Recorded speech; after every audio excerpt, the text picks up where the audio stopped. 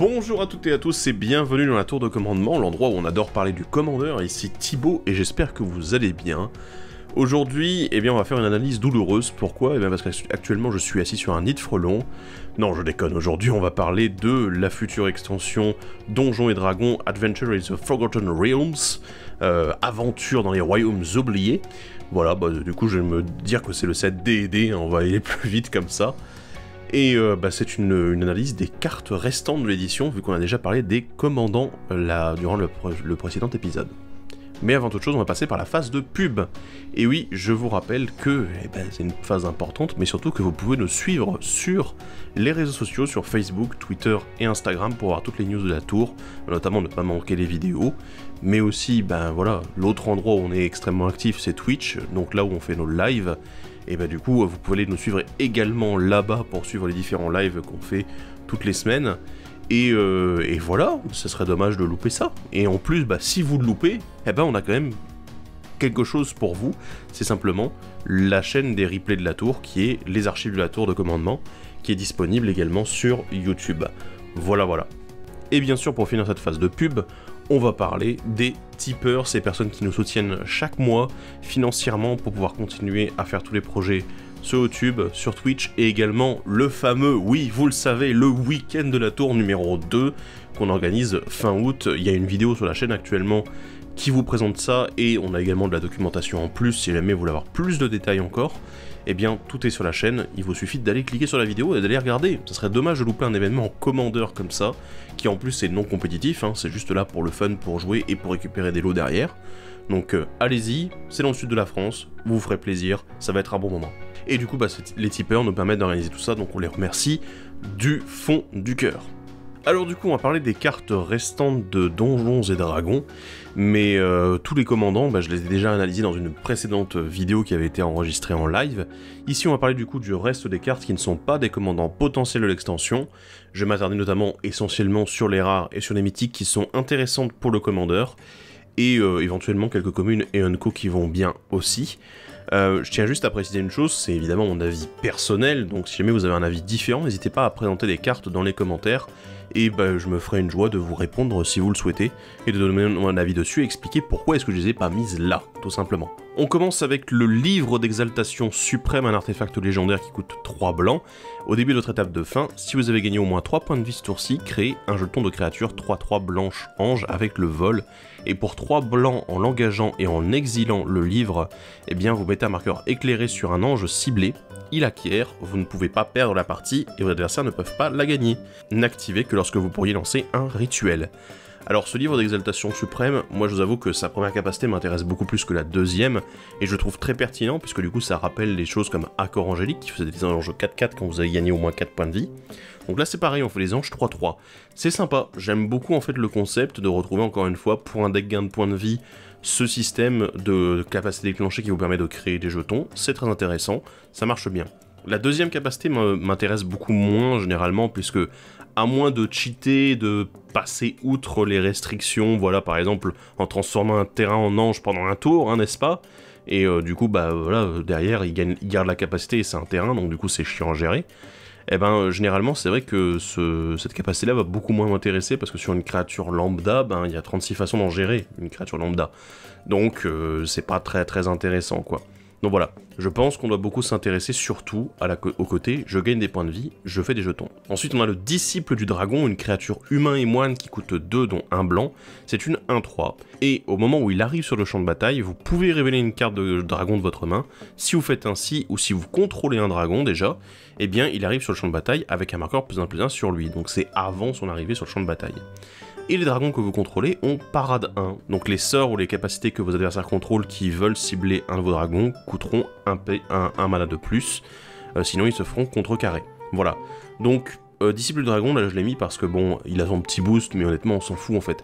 Ce qui est intéressant, c'est que dans un jeu de dragon, notamment en 5 couleurs, je pense bien sûr, vous allez pouvoir du coup faire en sorte que vos dragons ont une petite protection supplémentaire, ce qui est largement suffisant, ça augmente le coût des sorts adverses de 1, voilà. Même si le disciple du dragon ne se il se protège pas lui-même, mais bon, c'est suffisamment intéressant quand même pour ça, c'est sympathique. Ensuite on a Flumph, une créature méduse 0,4 qui coûte 2, dont un blanc. Elle a le défenseur et le vol, et à chaque fois qu'elle subit des blessures, vous et un adversaire ciblé piochez chacun une carte. C'est une carte qui me paraît énormément politique et un petit peu group hug aussi.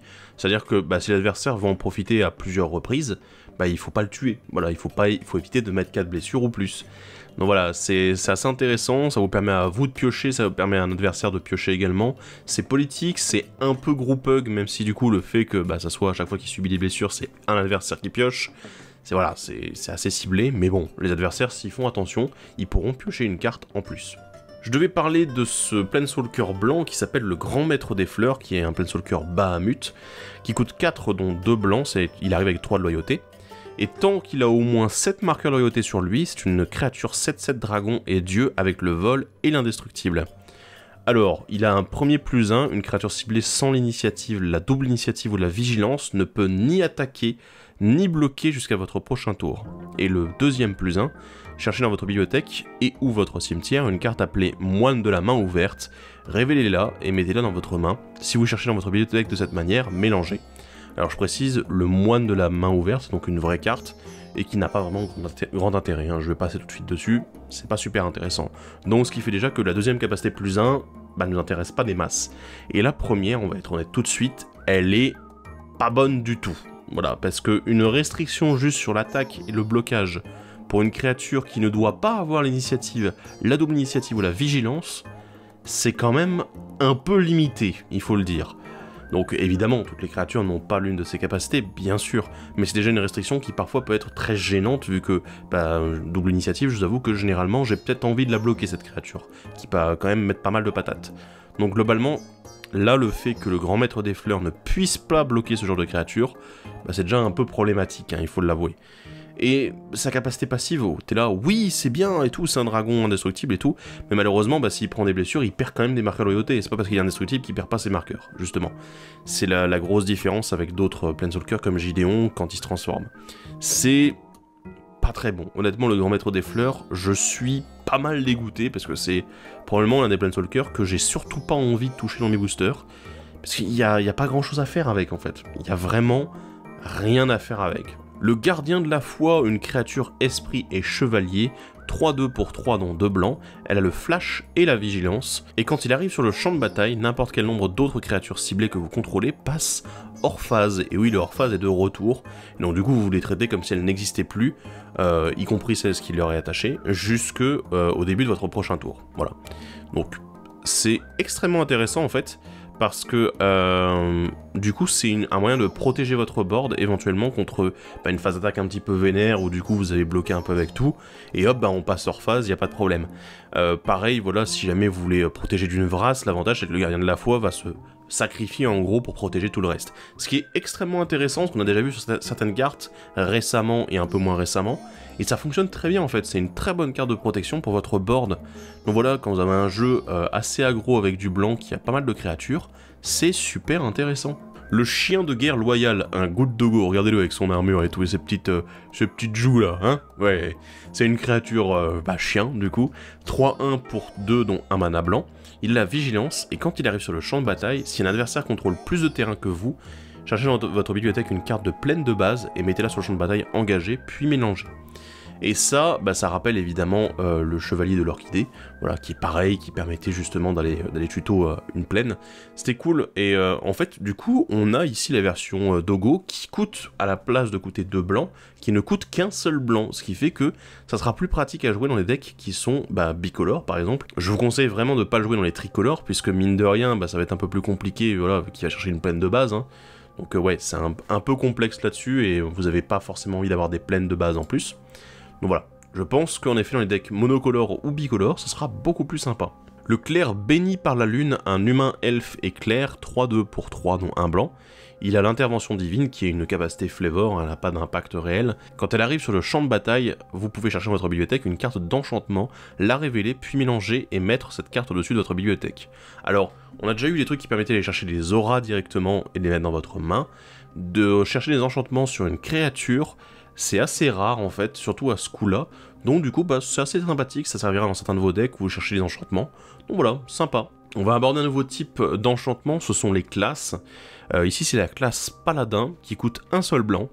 Et du coup, sa capacité de base, c'est que les sorts que vos adversaires lancent pendant votre tour coûtent un de plus à lancer. Et derrière, en fait, vous pouvez acquérir le prochain niveau uniquement quand vous pourriez lancer un rituel pour ajouter la capacité du niveau en question et en payant le coût en question. Donc voilà, le niveau 2, il coûte 3 mana, dont un blanc à payer. Et il dit, les créatures que vous contrôlez gagnent +1/+1. Et le niveau 3, derrière, donc vous devez avoir acquis le niveau 2 avant d'acquérir le niveau 3, bien sûr. Il coûte 5 mana dont un blanc. Chaque fois que vous attaquez, jusqu'à la fin du tour, une créature attaquante ciblée gagne +1/+1 pour chaque autre créature attaquante et acquiert la double initiative. Alors, je vais décortiquer un petit peu cette classe paladin, voilà, on va le faire avec toutes les classes dont on parlera. Alors, il faut considérer que techniquement, pour un blanc, on a un truc qui augmente le coût des sorts des adversaires de 1 pendant votre tour. C'est très rentable, honnêtement. C'est un enchantement qui coûte que dalle, quoi, voilà. Son effet est très bien, c'est un effet de stacks où on va dire pour se protéger un petit peu, hein, c'est sympa. Le niveau 2, il est relativement abordable, hein, je veux dire pour 3 mana, avoir le petit boost +1/+1, c'est ce qu'on attend en fait d'une carte d'enchantement qui est une antienne, hein, donc c'est vraiment intéressant aussi. Et le niveau 3, je pense que vous l'utiliserez assez rarement, sauf quand vous êtes en situation de domination, et que du coup, le but c'est, vous avez par exemple une créature qui a de l'évasion, qui peut pas être bloquée, qui a le vol, qui a le piétinement, et vous avez beaucoup de créatures, donc là je vous conseille évidemment de le jouer plus dans un jeu où il y a beaucoup de créatures, et c'est vrai que cette capacité-là, elle est super intéressante là-dessus. Elle donne vraiment un boost, donc par exemple, pourquoi pas dans les decks jetons, hein, j'y pense comme ça, mais dans les decks jetons, avec pourquoi pas un jeton esprit 1/1 vol, qui d'un seul coup se retrouve avec un boost gigantesque, parce que vous attaquez avec tous vos jetons en même temps, et qui a la double initiative, ça peut tuer un joueur. Donc vraiment, cette classe paladin, elle est super bien, quoi. Pour finir le blanc, on a le cercle de téléportation, un enchantement qui coûte 4 dont un blanc. Au début de votre étape de fin, exilez jusqu'à un artefact ciblé ou une créature ciblée que vous contrôlez, puis renvoyez cette carte sur le champ de bataille sous le contrôle de son propriétaire. Bonne carte, on est sur du blink, un petit peu la manière de Tassa ou du cabinet du conjurateur. Alors ici, bien sûr, ça renvoie sur le contrôle de son propriétaire et pas de son contrôleur, comme ces deux cartes que je viens de citer. Mais c'est bien, en fait, ça fonctionne bien, c'est sympathique, les jeux blink vont l'adorer, voilà, donc je pense qu'il n'y a pas grand chose à dire dessus en plus. C'est une bonne carte. En bleu, on va commencer avec la demi-liche, une créature squelette et sorcier qui coûte 4 bleus, et c'est une 4/3, et il coûte 1 bleu de moins à lancer pour chaque sort d'éphémère et de rituel que vous avez lancé ce tour-ci. Ok. Et à chaque fois qu'elle attaque, exilez jusqu'à une carte d'éphémère ou de rituel ciblée de votre cimetière, copiez-la, et vous pouvez lancer la copie. Vous pouvez lancer la demi-liche depuis votre cimetière en exilant 4 cartes d'éphémère et ou de rituel de votre cimetière en plus de payer ses autres coûts. Alors je vous avoue qu'ici il y a plein de choses qui sont assez étranges, et pour le commandeur je suis pas sûr que ce soit une excellente carte comme ça peut l'être dans d'autres formats, hein. Voilà, je pense qu'il y en a dans lesquels en effet ça doit être pas mal débile. Ici l'avantage en fait c'est qu'on peut utiliser un petit peu nos éphémères rituels, notamment je pense à ceux à 1 mana, voilà tout simple, pour en fait réduire le coût de la demi-liche. Très simplement, voilà, vous payez 1 mana pour lancer un sort, faire son effet, et d'ailleurs vous avez en plus réduit de 1 le coût de votre demi-liche, c'est quand même très intéressant. Donc ça c'est vraiment intéressant, et en plus derrière, le fait qu'à l'attaque, elle permet de copier une carte d'éphémère rituel de votre cimetière pour la relancer, enfin pour faire une copie que vous allez pouvoir lancer derrière, c'est sympa aussi. Après il faudra faire attention à ce que la demi-liche ait des moyens, en fait, d'avoir de l'évasion, puisque bon, ça reste quand même une 4/3, ça peut être bloqué assez facilement, ça peut être tué aussi assez facilement, hein. Si l'adversaire voit que vous commencez à faire un peu n'importe quoi, c'est sûr que là, il peut y avoir un risque. Mais il y a des choses dont on peut abuser avec la demi-liche, donc voilà, à voir un petit peu dans vos decks Spellslinger. On a ensuite l'escroc de la féerie sauvage, un gnome et psychagogue 2/2 pour 3, dont un bleu. À chaque fois que vous lancez au moins un dé, eh bien, créez un jeton de créature 1/1 bleu, peuple fée et dragon avec le vol. Alors, ça n'a l'air de rien, je voulais en parler puisque la mécanique des dés, notamment du lancer de D20, qui est assez présente dans l'édition, si jamais vous l'exploitez dans un deck, eh bien écoutez, je pense que c'est une très bonne carte ici, cet escroc, puisque il fait des 1/1 vol, ça me fait penser à ceux qui faisaient justement des 1/1 vol en lançant des éphémères et des rituels. Donc une très bonne carte ici pour cette mécanique. Le Planeswalker bleu, c'est Mordenkainen. Voilà, je ne sais pas si je le prononce correctement, mais tant pis pour lui. Il coûte 6 mana, dont 2 bleus, il arrive avec 5 de loyauté, il a un goût de dogo sur son illustration, et ouais. Le +2 dit piochez 2 cartes, puis mettez une carte de votre main au-dessous de votre bibliothèque. Le -2 dit créer un jeton de créature bleu, chien et illusion avec la force et l'endurance de cette créature sont chacune égales au double du nombre de cartes dans votre main. Et le -10 dit échangez votre main et votre bibliothèque, puis mélangez. Vous gagnez un emblème avec « Il n'y a pas de limite au nombre de cartes dans votre main ». Je vais vous le lire tout de suite, j'adore Mordenkainen, voilà, je vais l'appeler Morde, voilà, hein. Oui, non, pas de référence à LoL, mais vous aurez compris.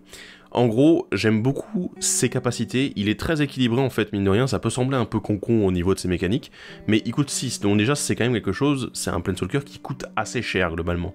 Il arrive à 5, mais c'est assez justifié aussi. Le plus 2 est intéressant parce qu'on est sur un filtrage en fait, on pioche de cartes, mais derrière on va pouvoir remettre une carte qu'on ne souhaite pas avoir, non pas au-dessus de la bibliothèque, comme un brainstorm, hein, mais en dessous de la bibliothèque. Ce qui fait que voilà, on la met vraiment de côté, elle part pas au cimetière, donc c'est assez intéressant aussi là-dessus. Le -2 est très bien parce que mine de rien qu'avec 3 ou 4 cartes, on arrive sur une 6-6 ou une 8-8 pour le jeton. Si on passe à 5 cartes d'un seul coup, on a une 10-10. Ne serait-ce que cette carte, on a une 14-14. Autant vous dire que c'est un jeton qui a l'air plutôt pas mal du tout. Donc oui, le Good Dogo a l'air plutôt sympathique. Et évidemment, il synergise plutôt pas mal aussi avec le -10 derrière, puisque bah, si vous avez un Dogo et que derrière bah, vous avez votre bibliothèque dans la main parce que vous avez 70 cartes, bah une 140, ça a l'air pas mal non plus.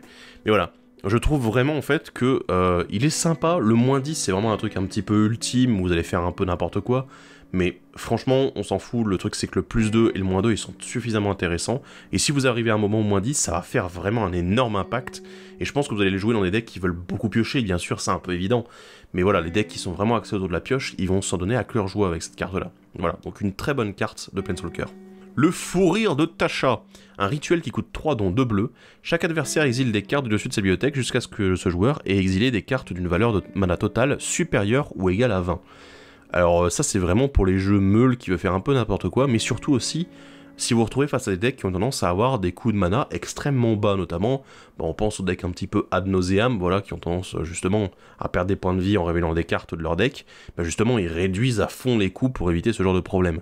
Donc c'est vrai que là, le fou rire de Tasha, il est super intéressant pour ça.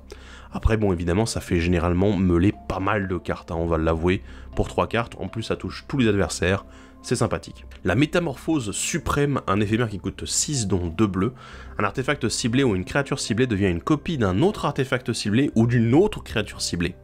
Alors, le truc qui est intéressant ici, c'est que du coup, il n'y a aucune désignation, aucune restriction dans les cibles, hors du fait que ce soit des artefacts et créatures, c'est-à-dire que ça ne doit pas être chez vous, à aucun moment, voilà, donc vous pouvez cibler un peu comme vous le souhaitez, et du coup vous pouvez en fait bousiller des commandants, des créatures importantes adverses, en les transformant en un truc un petit peu insignifiant. Voilà, bah t'as un elfe de la Novar, bah voilà, c'est un elfe de la Novar maintenant. Ah et super, voilà, ça c'est beaucoup moins menaçant d'un coup. Ce que j'aime beaucoup aussi, c'est qu'il est en éphémère, parce qu'on pourrait se dire, 6 ça coûte cher, oui mais justement ici on est dans un mode où on peut être extrêmement réactif, ce qui peut être très important à certains moments de la partie, donc vraiment, Métamorphose Suprême, je l'aime beaucoup, et c'est une bonne carte justement pour soit faire des trucs débiles de son côté, soit empêcher les trucs débiles des adversaires. Vraiment, super. Nouvelle carte de classe, c'est la classe de Magicien, qui coûte 1 bleu elle aussi, il n'y a pas de limite au nombre de cartes dans votre main. Sympa, très sympa. Le niveau 2 coûte 3, dont 1 bleu. Quand cette classe devient niveau 2, piochez 2 cartes. C'est une capacité déclenchée. Et le niveau 3 coûte 5 mana, dont 1 bleu. À chaque fois que vous piochez une carte, mettez un marqueur +1/+1 sur une créature ciblée que vous contrôlez. Alors ça a l'air un petit peu mou, mais en fait ce qui est bien, c'est qu'on a un mana sync avec le niveau 2, enfin un mana sync qu'on peut utiliser qu'une seule fois, bien sûr, mais au moins le fait de pouvoir dépenser 3 mana dès qu'on a notre classe pour piocher 2 cartes, c'est une ressource suffisamment intéressante. Et le niveau 3, mine de rien, je le trouve très intéressant parce que dans les decks qui vont vouloir piocher beaucoup, il y a certaines cartes qu'on retrouve beaucoup aussi, qui déjà se boostent avec le nombre de cartes piochées, et là c'est la même chose en fait. On se retrouve avec un doublon, quelque chose qui peut vraiment faire une différence, et dans des decks où on peut se retrouver avec beaucoup de pioches, avec énormément de pioches sur un sort ou deux, ou dans une situation un petit peu débile au niveau de la pioche, eh ben la classe de magicien ça peut être également un moyen de kill derrière si vous avez le mana. Parlons maintenant du grimoire de magicien, un artefact qui coûte 7, dont 2 bleus. Vous l'engagez, alors la capacité c'est ceci. Vous exilez une carte d'éphémère de rituel ciblée d'un cimetière, vous lancez un D20, n'activez que lorsque vous pourriez lancer un rituel. Alors j'ai précisé, en gros, l'exil de la carte d'éphémère de rituel n'est pas un coût. L'exil, c'est dans la capacité. Je reviendrai dessus après. Si vous faites de 1 à 9, copiez cette carte, vous pouvez lancer la copie. Voilà. De 10 à 19, copiez cette carte, vous pouvez lancer la copie en payant 1 mana de n'importe quelle couleur, à la place de payer son coût de mana. Et si vous faites 20, la réussite critique, copiez chaque carte exilée par le grimoire de magicien, vous pouvez lancer n'importe quel nombre de copies sans payer leur coût de mana. Ouais, là c'est vraiment la réussite critique quoi. Alors je vais vous dire tout de suite un petit peu mon appréhension par rapport à tout ça. La mécanique du D20, elle est sympathique sur pas mal de cartes dans l'édition. Ici, elle est ok, mais il y a un autre problème qui vient derrière, parce que, je vais vous le dire tout de suite, voilà, les capacités en fonction du random, honnêtement, les 3 sont bonnes, quoi. Je veux dire, tu copies une carte, tu peux la lancer, c'est sympa, payer juste 1, c'est bien, et copier toutes les cartes exilées et sans payer leur coup de mana derrière les lancer, c'est quand même pas mal du tout. Je trouve que, là, les capacités sont très bien. Pour moi, il y a 2 problèmes. Le premier problème, c'est le coût. Le grimoire de magicien coûte 7 mana, c'est énorme.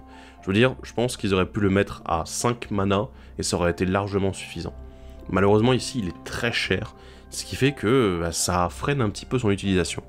Derrière, de l'autre côté, c'est que, comme je l'ai précisé, le fait d'exiler une carte d'éphémère de rituel, même s'il y a un avantage c'est que vous pouvez aller la chercher dans les cimetières adverses, eh bien ça n'est pas un coût, c'est-à-dire que vous mettez la capacité dans la pile en engageant le grimoire de magicien, vous désignez comme quoi vous souhaitez exiler telle carte d'éphémère de rituel, et si jamais quelqu'un a le culot d'avoir quelque chose pour exiler une carte du cimetière, eh ben, il peut très bien vous dire « Ok, j'exile la carte en question avec telle capacité ou avec tel sort. » Et derrière, en fait, votre grimoire de magicien ne fera absolument rien, parce que vous n'avez plus de cible légale.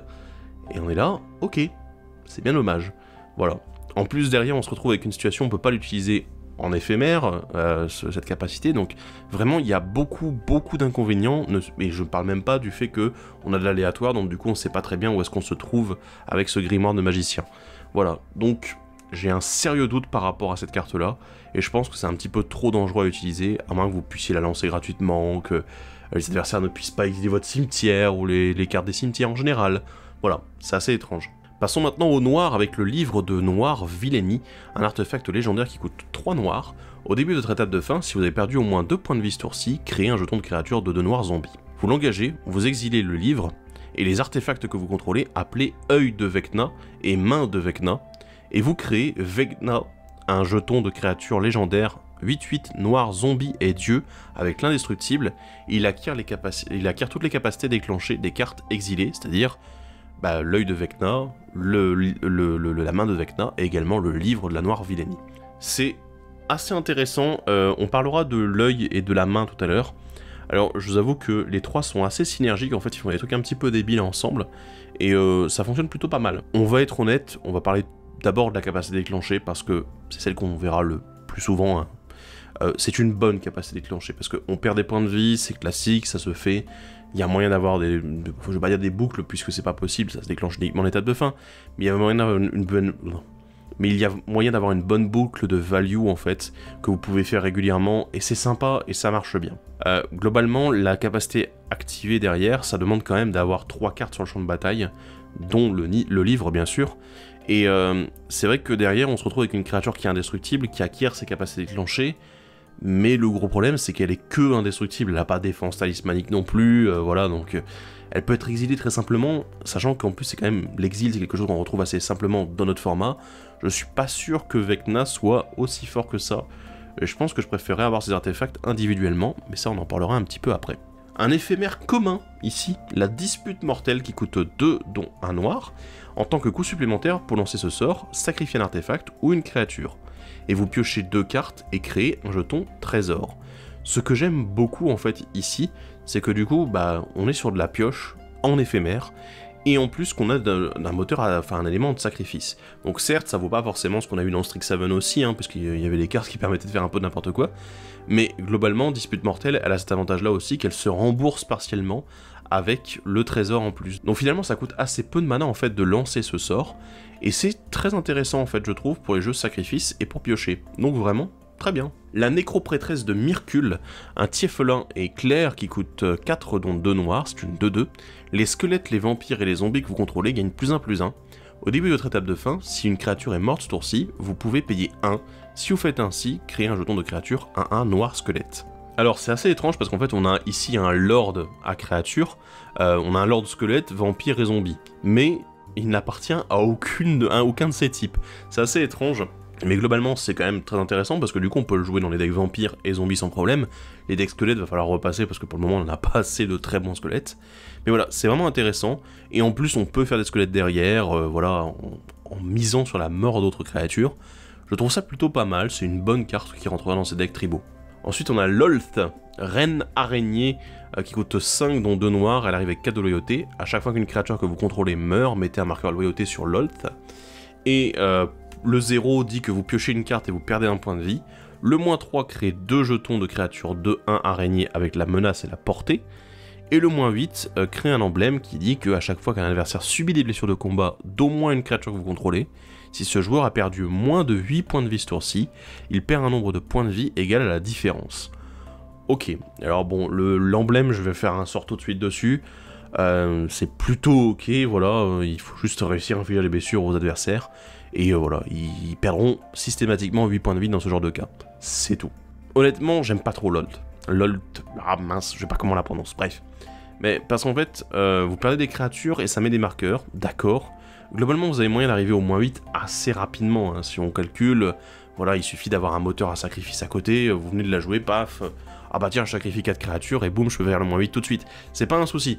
Mais c'est un peu dommage parce qu'en fait, le 0 est plutôt moyen, hein, on va le dire. Piocher une carte, perdre un point de vie, c'est un peu dommage. Le -3 protège Lolth. Mais le problème, c'est que derrière, en fait, si vous le faites au moment où elle arrive en jeu, elle reste à 1 de loyauté, ce qui est très peu. Pourtant, ce sont quand même 2 créatures qui peuvent bloquer facilement des menaces adverses. Donc en même temps, ça la met en danger, et en plus, il faut les perdre pour réussir à regagner de la loyauté. Donc il y a vraiment... Enfin, c'est une carte qui va être très compliquée à utiliser, je trouve. Il y a certaines situations où ça va être débile, voilà. Et il y en a d'autres où ça va être très compliqué de la jouer, vous allez la garder en main parce que vous êtes là, bah ouais, mais en fait, ça marche pas très bien pour le moment. Donc, j'ai vraiment un doute sur cette carte-là. Un nouvel artefact, la sphère d'annihilation, qui coûte X et 1 noir. Elle arrive avec X marqueurs vides sur le L, et derrière, au début de votre entretien, vous exilez la sphère d'annihilation, toutes les créatures et tous les planeswalkers avec une valeur de mana inférieure ou égale au nombre de marqueurs vides sur elle, et toutes les cartes de créatures et de planeswalkers dans les cimetières avec une valeur de mana inférieure ou égale au nombre de marqueurs vides sur elle. Alors, c'est de l'anti-cimetière, c'est de l'anti-créature et planeswalker. Mais il y a un problème, c'est que ça se déclenche au moment du début de l'entretien. Donc du coup, vous annoncez directement, vous posez sur la table avec les marqueurs, vous dites « Ok, je mets autant de marqueurs », et les gens, ils le voient arriver. Parce que, à moins de pouvoir lancer la sphère d'annihilation en flash, et juste avant votre tour, mais vous annoncez pendant un tour de table complet comme quoi « Oui, alors je vais exiler tous les trucs qui coûtent autant et moins, c'est tout ». Et vous êtes là, en fait, vous annoncez carrément votre jeu, quoi. Et c'est un peu le problème derrière. C'est le gros problème que j'ai avec cette carte, même si, il y a quelques moyens d'en abuser, j'imagine, et surtout, mine de rien, ça reste quand même une très bonne gestion de table, puisque, à moins qu'ils sacrifient derrière ce qu'ils ont sur la table, et encore, même pas, puisque derrière, il faut plutôt les remonter en main, hein, puisque le cimetière est également touché, la sphère d'annihilation, ça met aussi un frein. C'est quasiment pendant un tour, ils ne vont pas jouer de cartes qui coûtent autant, enfin de créatures et de planeswalkers qui coûtent autant, ce qui peut être très gênant pour certains decks. Donc, il y a du pour, il y a du contre, mais je suis pas sûr que ce soit vraiment une excellente carte. L'épée Vorpal, un équipement qui coûte 1 noir, qui dit que la créature équipée gagne +2/+0 et a le contact mortel, l'équipement est de 2, mais il y a également une capacité activée qui coûte 8, dont 3 noirs. Jusqu'à la fin du tour, l'épée Vorpal acquiert, à chaque fois que la créature équipée inflige des blessures de combat à un joueur, ce joueur perd la partie. Vous allez me dire, oh, attends, c'est super cher et tout. Oui, je suis d'accord, c'est assez cher. Mais derrière, ça peut mettre aussi un bon coup de pression aux adversaires, en fait, qui vont systématiquement se poser la question, attends, est-ce qu'il va essayer de me tuer ou pas? En plus, la créature a le contact mortel, donc du coup, ça va tuer la mienne. Et dans les decks Voltron, et notamment si vous arrivez également à protéger et empêcher de mourir via l'indestructible ou d'autres capacités, la créature qui est équipée avec l'épée Vorpal, les adversaires ils vont être là, ouais, je suis un peu obligé de bloquer systématiquement et de perdre mes créatures, parce que sinon je vais me faire buter. Voilà. Et si la créature a de l'évasion, qu'elle a le vol, qu'elle a la menace, voilà, qu'elle a le piétinement éventuellement, l'épée Vorpal, elle est super intéressante pour ça. Et en dehors de sa capacité, voilà, la capacité activée qui est chère et qui tue un joueur, ok, en fait, elle donne le contact mortel. Et pour pas trop cher, hein.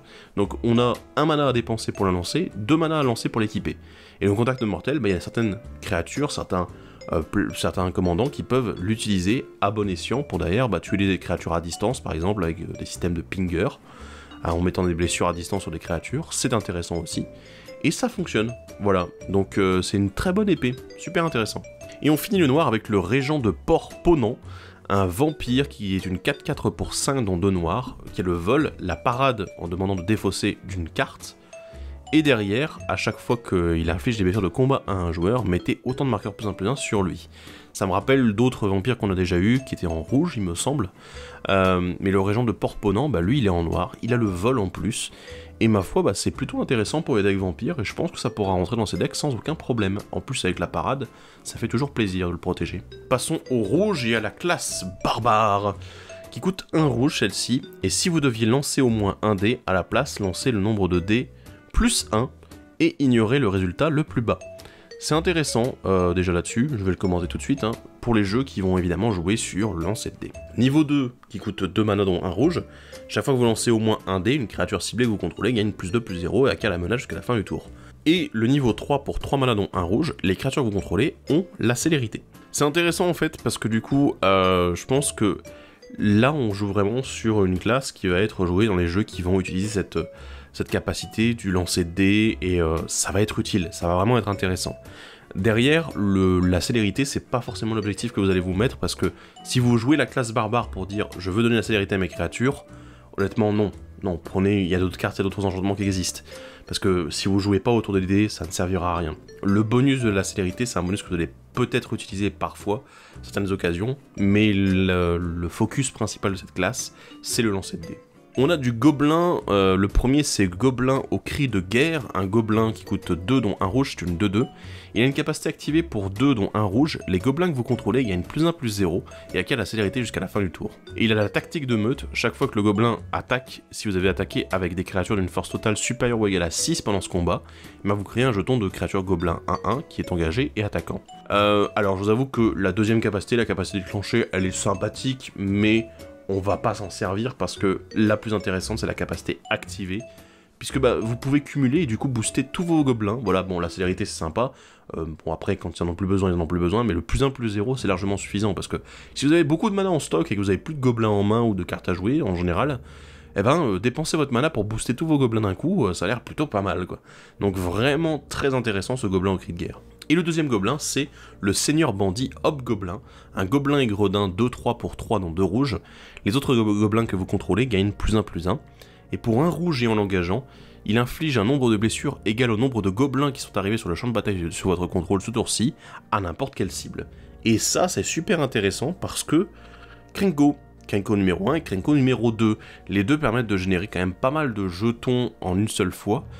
Le Krenko numéro 1, il est champion là-dedans, il paraît.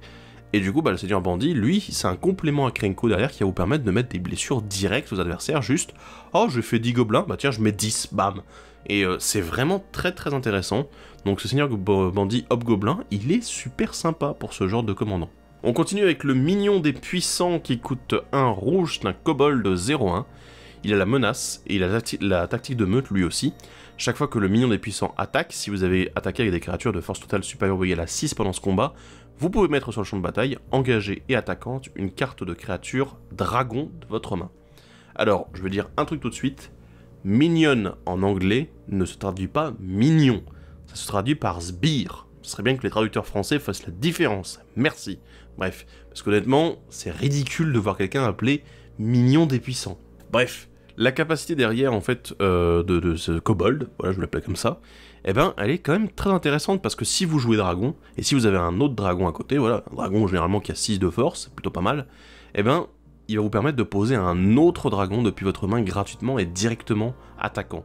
C'est quand même super intéressant. Et en plus, il a cette petite menace en plus qui va faire dire, est-ce que l'adversaire il a vraiment envie de bloquer mon Mignon des Puissants avec 2 créatures plutôt que d'essayer de bloquer d'autres créatures que je pourrais avoir sur le champ de bataille, quoi, qui, elles, ont de la force réellement. Bon, globalement, oui, la bonne décision, c'est en effet de bloquer le Mignon des Puissants pour éviter qu'il fasse ça à chaque tour, parce que sinon vous allez vous faire très mal, au bout d'un moment. Donc oui, là, le Mignon des Puissants, il est intéressant. Il est vraiment pour les jeux dragons, et à intégrer dans vos decks. L'orbe des dragons, un artefact qui coûte 2 dont 1 rouge. Pour 1, vous l'engagez, vous ajoutez 2 mana de la combinaison de mana colorée de votre choix. Ne dépensez ce mana que pour lancer des sorts de dragon ou activer des capacités de dragon. Pour 1 rouge et en l'engageant et en la sacrifiant, regardez les 7 cartes au-dessus de votre bibliothèque. Vous pouvez révéler une carte de dragon parmi elles et la mettre dans votre main. Mettez le reste au-dessous de votre bibliothèque dans un ordre aléatoire. Alors, c'est un caillou à dragon, voilà, pour les dragons. C'est sympa, j'aime bien. Du coup, évidemment, on a du recyclage avec un mana supplémentaire, un bonus, voilà, donc pour 1, on fait 2 mana, c'est cool. Et derrière, bah, si jamais vous avez plus besoin de mana, vous pouvez récupérer des dragons supplémentaires quand c'est nécessaire en sacrifiant cette orbe. Donc du coup, bah, il n'y a que du bénéf, quoi. Moi, j'aime bien, elle est très bien cette orbe de dragon. Xorn, un élémental 3-2 qui coûte 3 dont 1 rouge. Si vous deviez créer au moins un jeton de trésor, à la place, créez ces jetons plus un jeton de trésor supplémentaire, voilà. Les jeux trésors commencent à sortir un petit peu de terre, hein, ils commencent à en avoir beaucoup de synergie autour de cette mécanique-là. Et derrière, bah, mine de rien, Xorn, bah, c'est un petit avantage supplémentaire, faire plus de trésors, ce qui peut être pas mal et qui peut amener à certaines synergies et combos un peu débiles.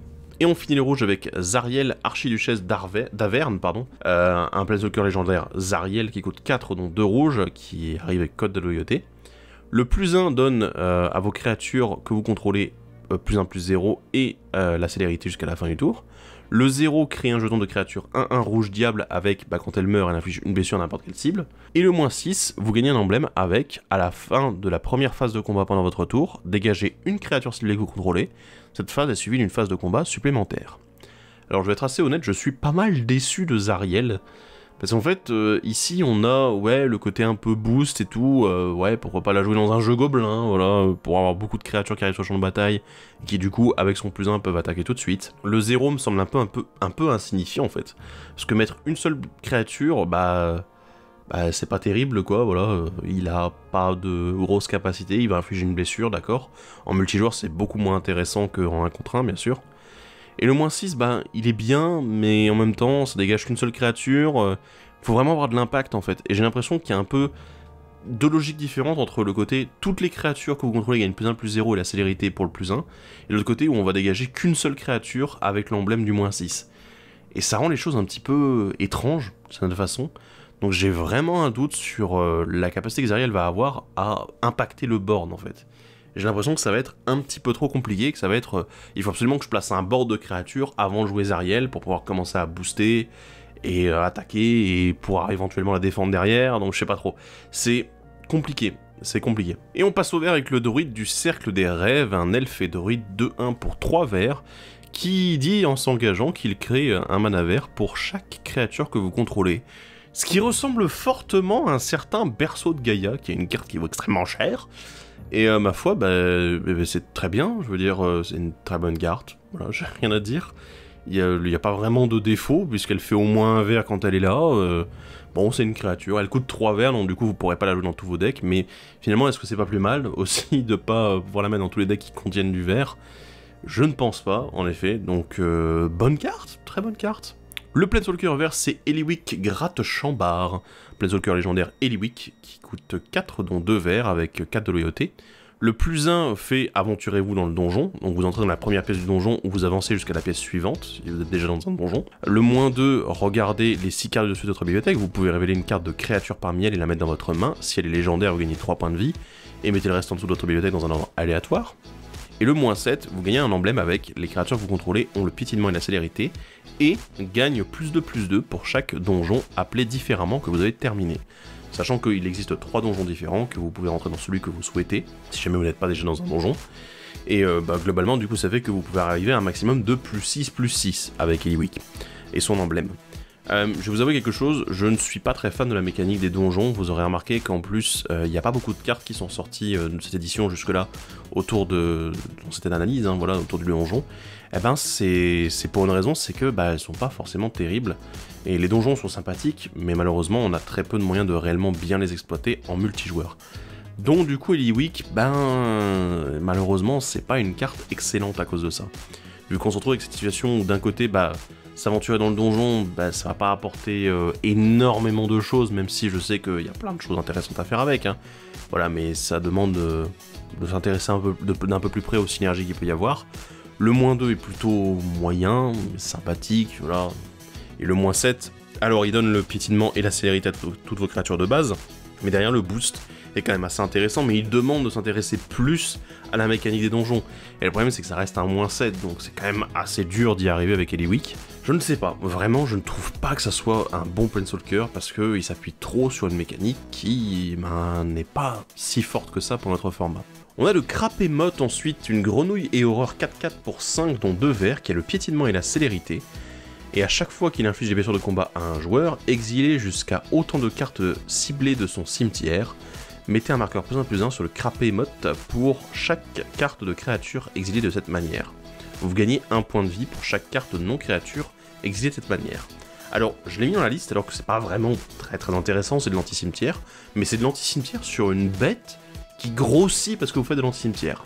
Alors là, vous allez me dire, mais attends, il y avait déjà un limon qui faisait ça. Oui, mais c'était une capacité activée, non pas une capacité déclenchée. Et sachant qu'ici, on est sur du piétinement célérité, là déjà, wow, la violence, quoi. Sur une 4/4 de base, donc c'est quand même un bon body, et pour 5 mana, c'est raisonnable. Donc globalement, ce que je vois, c'est que on peut très vite, en fait, faire grossir le Crapémote, et ça peut être très intéressant dans certains decks. Bon, je pense évidemment, par exemple, deck grosse bête, Galta, Selvala, etc. Vous en avez plusieurs comme ça, je ne vais pas vous faire une liste, mais globalement c'est intéressant, et surtout c'est de l'anti-cimetière sur créature qu'on peut utiliser du coup plusieurs fois. Et ça, sans dépenser de mana supplémentaire. Donc c'est intéressant, voilà, même si derrière vous êtes obligé d'attaquer le joueur en question dans lequel vous voulez retirer des cartes. Bon, c'est intéressant. Ensuite on a l'instrument des bardes, un artefact légendaire qui coûte 1 vert, et qui dit, au début de votre entretien, vous pouvez mettre un marqueur harmonie sur l'instrument des bardes.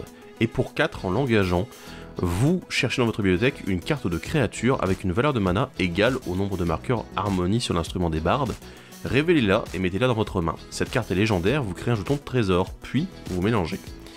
Alors évidemment ça me fait beaucoup penser à Yisan, le barde, hein, voilà. Donc, bon, probablement aussi une référence là-dessus au niveau de la capacité. C'est super intéressant en fait parce que vous n'êtes pas obligé de mettre des marqueurs harmonie au début de votre entretien. Donc du coup vous pouvez très bien rester en disant toutes mes créatures elles coûtent 2. Sont toutes des ours, comme l'ours qui est derrière là d'ailleurs, qui regarde d'un air très stoïque la barde en train de jouer. Et voilà, vous pouvez dire ok, toutes mes créatures coûtent 2 de mana.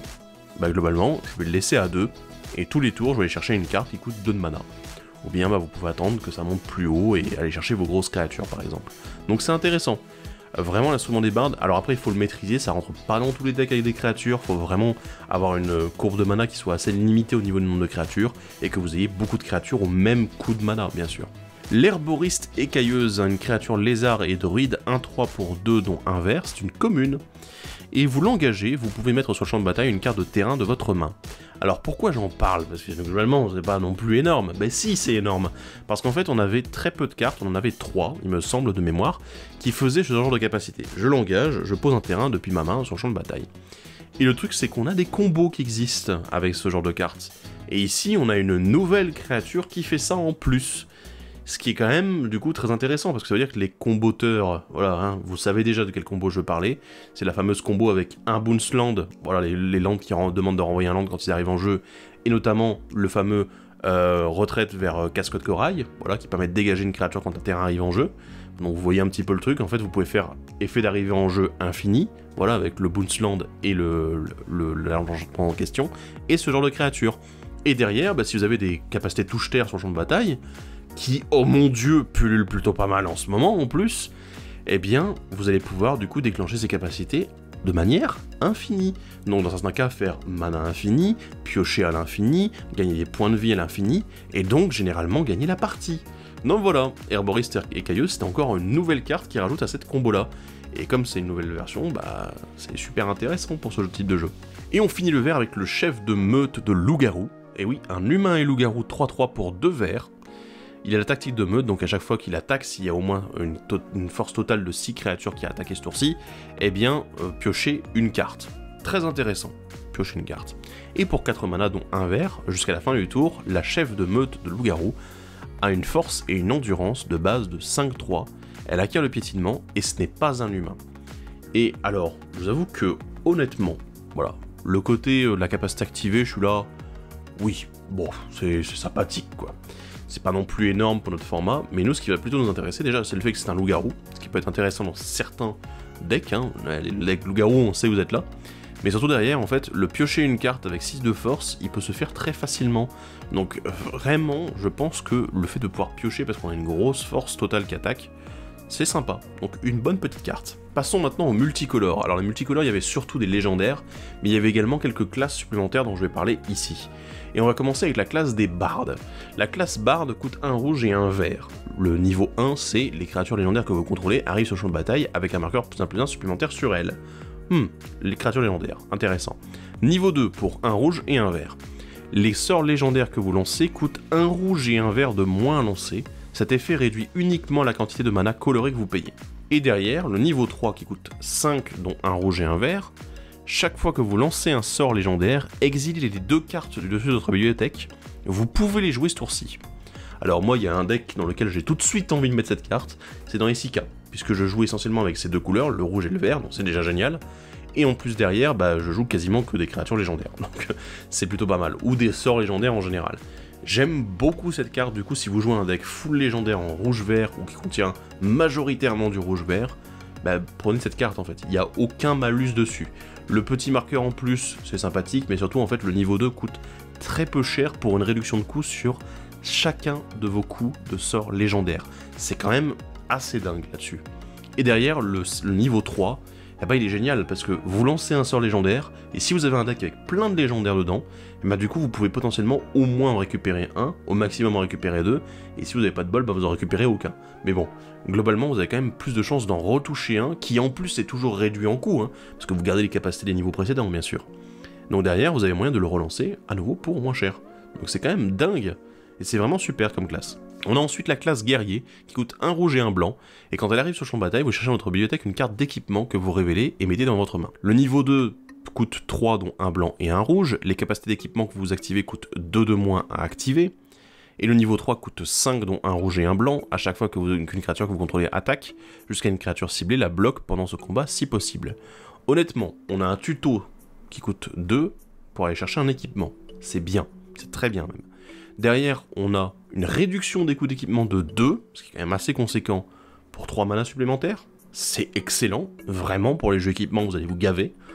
Et derrière, le niveau 3 pour 5 manas en plus, c'est un peu beaucoup, mais je pense que ça peut être utile dans certaines situations où vous avez besoin notamment d'éliminer des créatures qui ne voudront pas bloquer, bien sûr, mais elles seront forcées de le faire. Voilà, et qui sont importantes pour les jeux adverses. Donc une très bonne carte pour les jeux équipements ici, la classe guerrier. On a ensuite la classe roublard, qui coûte un bleu et un noir. Le niveau 1, à chaque fois qu'une créature que vous contrôlez inflige des blessures de combat à un joueur, exilez la carte de la bibliothèque de ce joueur, face cachée. Vous pouvez la regarder tant qu'elle reste exilée. Le niveau 2, qui coûte 3 dont un bleu et un noir, les créatures que vous contrôlez, on la menace. Sympa, intéressant. Et le niveau 3, pour 4, dont un bleu et un noir, pardon, vous pouvez jouer les cartes exilées par la classe roublard, et vous pouvez dépenser du mana comme si c'était du mana de n'importe quelle couleur pour lancer ses sorts. Donc du coup, là le niveau 1 et le niveau 3 sont très liés, mais le niveau 2 est aussi important, puisque techniquement vous allez être plus enclin à toucher les adversaires si vos créatures ont la menace.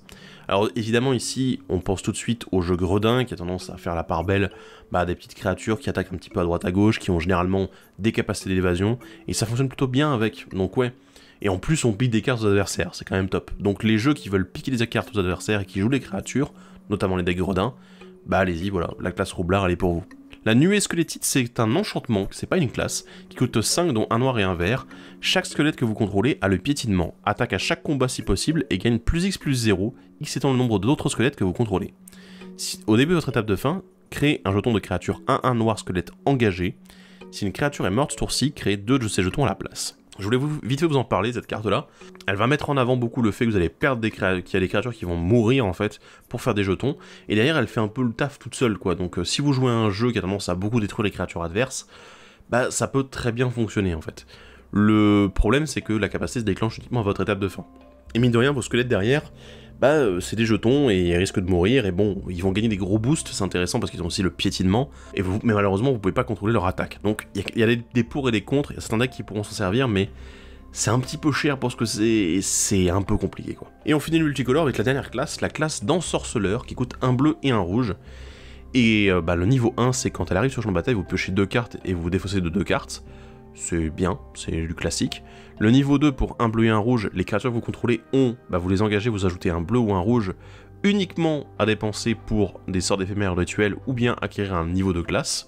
Et ensuite, le niveau 3 qui coûte 5, dont un bleu et un rouge, chaque fois que vous lancez un sort d'éphémère de rituel, ce sort inflige à chaque adversaire un nombre de blessures égal au nombre de sorts d'éphémères et de rituels que vous avez lancé ce tour-ci. Alors je vous avoue que le niveau 3, c'est pour du Storm, vous allez l'utiliser très peu, puisque généralement, ça fait pas très grand chose du tout. Donc à moins de jouer un deck Storm, en effet, où vous pouvez abuser de ça, voilà, c'est un peu la seule situation dans laquelle vous allez pouvoir réellement en abuser. De l'autre côté, le niveau 1, il est intéressant, c'est du recyclage classique, hein, voilà. Et le niveau 2, il est très intéressant dans les decks Spellslinger, notamment, par exemple, si vous avez des créatures Spellslinger qui créent notamment des jetons quand vous lancez des éphémères et des rituels. Du coup, ça veut dire que techniquement, les jetons que vous créez parce que vous lancez des éphémères et des rituels vont pouvoir s'engager pour créer du mana et lancer d'autres éphémères et rituels qui vont créer plus de jetons. C'est le genre de choses qui me semble super intéressante. Et ça fait que la classe ensorceleur, en fait, c'est vraiment l'archétype sorcier un peu, même si c'est pas le terme exact. Parlons de quelques artefacts. Les cartes merveilleuses, un artefact légendaire qui coûte 5. Vous payez 2, vous l'engagez, lancez un dé 20 et soustrayez le nombre de cartes de votre main au résultat. Si le résultat est inférieur ou égal à 0, défaussez-vous de votre main. Voilà. Et donc, si vous faites un résultat de 1 à 9, renvoyez une carte choisie au hasard depuis votre cimetière dans votre main. Si vous faites un résultat de 10 à 19, piochez 2 cartes. Et si vous faites un résultat de 20, mettez sur le champ de bataille sous votre contrôle une carte de créature de n'importe quel cimetière. Quand cette créature meurt, son propriétaire perd la partie. Je vais être assez honnête, le problème ce sont les statistiques.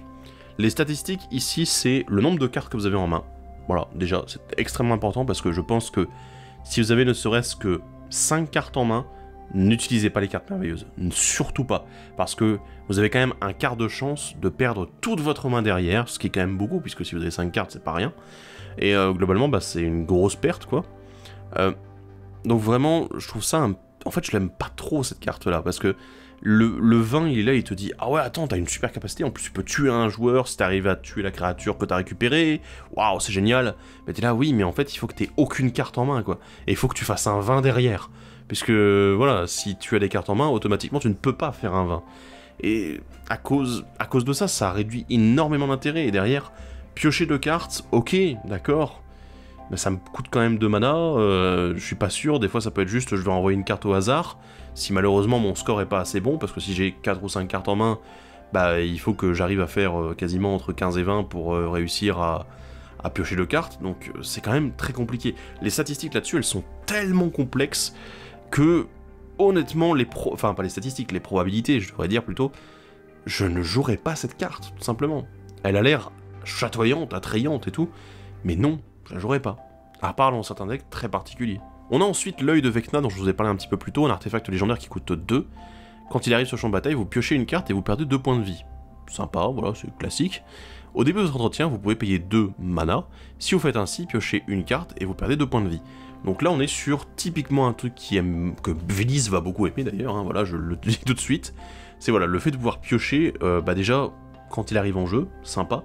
Et en plus derrière, d'avoir un mana sync supplémentaire, si jamais vous avez trop de mana, que vous avez rien à faire de votre mana durant votre tour, et en fait, au début de votre entretien, vous pouvez dire, ok, je paye mon mana, je pioche une carte en plus, je perds des points de vie, on s'en fout.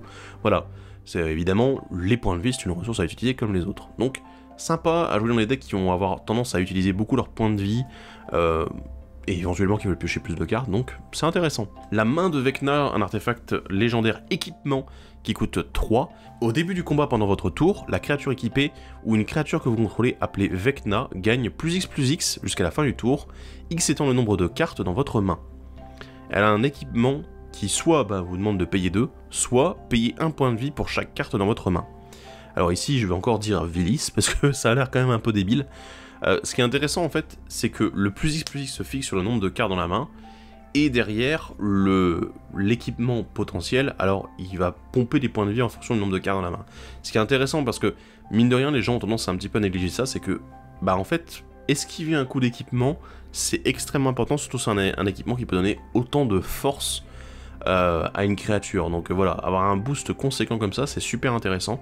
Et puis mine de rien, on a quand même le coup d'équipement normal à côté. C'est pas uniquement vous payer des points de vie, c'est voilà. Il y a aussi un petit coup d'équipement à 2 qui est honnêtement assez raisonnable, hein, voilà, c'est pas non plus, c'est pas excessif. Et je pense que ça peut être intéressant si vous avez beaucoup de cartes en main, justement. Et on finit les artefacts avec le coffre au trésor, qui coûte 3, un artefact bien sûr qui a une capacité activée, qui vous demande de payer 4 et de le sacrifier pour lancer un D20. Et en fonction du résultat, du coup, on a pour le 1, l'échec critique piégé, vous perdez 3 points de vie. Voilà, bon, bah, c'est la vie, hein. De 2 à 9, vous créez 5 jetons trésor, pas mal. De 10 à 19, vous gagnez 3 points de vie et vous piochez 3 cartes, pas mal non plus. Et le 20, vous cherchez une carte dans votre bibliothèque, si c'est une carte d'artefact, vous pouvez la mettre sur le champ de bataille.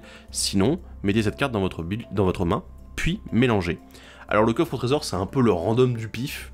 Je pense que voilà, je vais en parler parce que c'est une carte tellement random que je pense pas que ce soit très intéressant de la jouer, en fait, à moins que vous ayez vraiment un jeu avec le lancer de dés, avec le fait de sacrifier les artefacts éventuellement, avec le fait d'avoir accès à la fois au trésor, à la pioche, au gain de points de vie, à la récupération d'artefacts. Tout ça, c'est des trucs qui peuvent être intéressants. Bah derrière, si vous n'avez pas d'utilité pour une de ces capacités, c'est pas forcément intéressant de le mettre dans votre jeu, justement. Donc voilà, à utiliser avec grande parcimonie. On va parler des terrains, il y en a quelques-uns, et ma foi, je vais être assez honnête, on va commencer avec le cycle des Madlands, c'est-à-dire les terrains qui s'animent du cycle, et qui sont un cycle de 5 terrains monocolores. Et je vais vous le dire tout de suite, je ne les aime pas, voilà. Donc on a la grotte du dragon de Givre, qui devient une 3-4 en payant 5 mana, c'est pas top. Bon voilà, ils arrivent tous engagés, ils font tous un mana de la couleur de l'identité, hein, voilà, vous vous doutez bien. Mais ici, du coup, le premier, il coûte 5, il devient un 3-4 dragon avec le vol. Ok, c'est d'accord, pourquoi pas, enfin bon, c'est plutôt moyen. La halle des géants des tempêtes, qui, elle, pour 6, devient une 7-7 avec la parade 3. Mais le problème, c'est ben, il n'y a pas de pétinement, donc ça se fait bloquer partout et n'importe quoi. Voilà.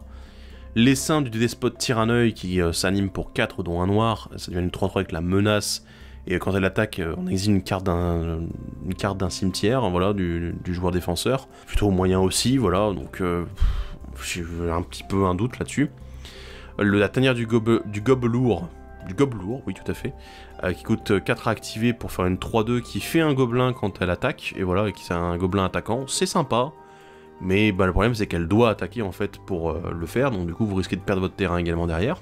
Et ensuite en dernier on a le repère de l'hydre, qui coûte X et un vert, pour le faire transformer en XX hydre, et bah en fait X ne peut pas être 0, c'est tout. Et du coup encore une fois, comme pour le géant 7-7, bah c'est sympa, tu peux adapter ici la force, mais le gros souci c'est qu'il n'y a pas de piétinement, donc du coup bah, tu te fais bloquer par tout et n'importe quoi. Et c'est un vrai problème là-dessus. Donc je vais vous dire tout de suite, ces 5 terrains là, je ne les aime pas. Parce que là où il pourrait avoir un truc intéressant à chaque fois, ben... le problème, c'est que des fois, ça met en danger votre terrain, des fois, ça coûte un peu cher, des fois, ben, ils sont simplement bloqués et puis c'est fini, et des fois, l'intérêt est extrêmement limité. Donc, bof. Voilà, vraiment un très très très gros bof de ma part. Et le pire, c'est qu'ils sont rares. On a encore 2 autres terrains, on va parler du temple de la reine des dragons, oh mon dieu. Au moment où il arrive sur le champ de bataille, vous pouvez révéler une carte de dragon de votre main. Il arrive sur le champ de bataille engagé, à moins que vous ayez révélé un dragon, ou que vous ne contrôliez un dragon. Et au moment où il arrive sur le champ de bataille, vous choisissez une couleur. Et vous l'engagez pour ajouter un mana de la couleur choisie.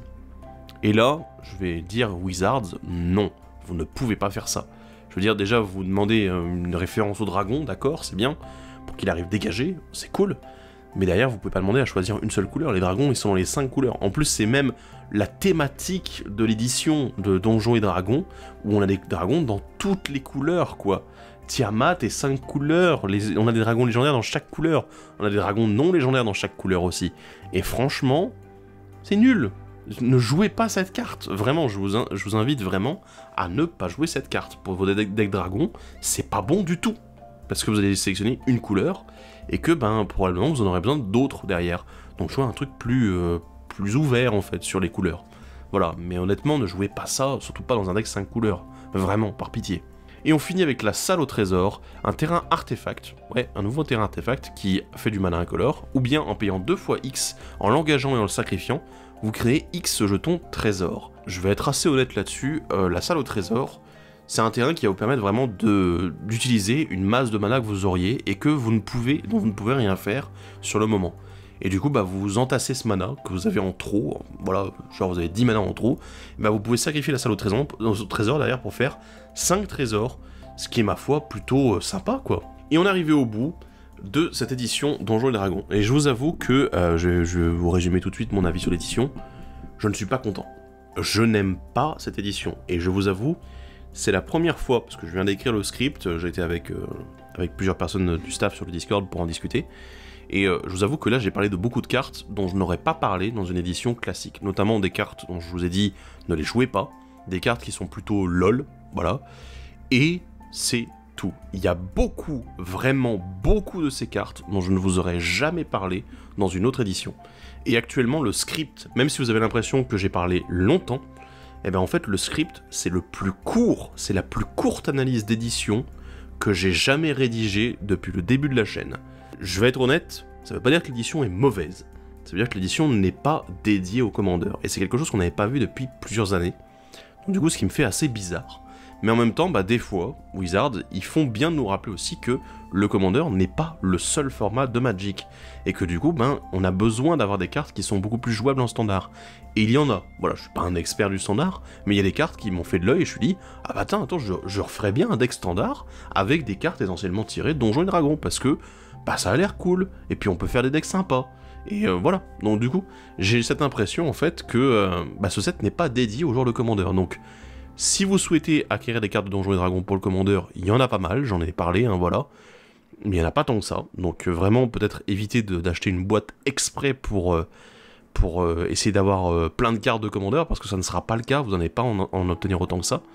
Et il y en a beaucoup qui sont très conditionnels aussi dedans, qui nécessitent de se focaliser sur une stratégie qui n'est pas forcément très commune, ou alors qui est toute nouvelle d'ailleurs. Et voilà, c'est tout. Et derrière, ben, je vous incite plutôt à aller jeter un petit coup d'œil du côté des decks commandeurs que je vais analyser prochainement, et vous aurez, oui, parce que certains l'ont déjà demandé, un 20 in, 20 out sur les réseaux sociaux, comme pour les précédents decks de Strixhaven, puisqu'on avait bien aimé, que vous avez bien aimé aussi, eh ben on le refera aussi. Voilà, mais je pense que ceux-ci vont être beaucoup plus intéressants que les cartes de l'édition ici, qui, ben, pour une fois, ne sont pas adressées aux joueurs de commandeur. Sur ce, je vous laisse, n'hésitez pas à laisser vos commentaires et vos avis sur cette édition, sur ces cartes et éventuellement d'autres cartes dont je n'ai pas parlé, dans les commentaires, et ben, on en discutera, voilà, dans cette section-là, comme d'habitude. Et sur ce, on se retrouve la prochaine fois pour bah, l'analyse des decks commandeurs de D&D. A la prochaine, salut à tous, bye bye.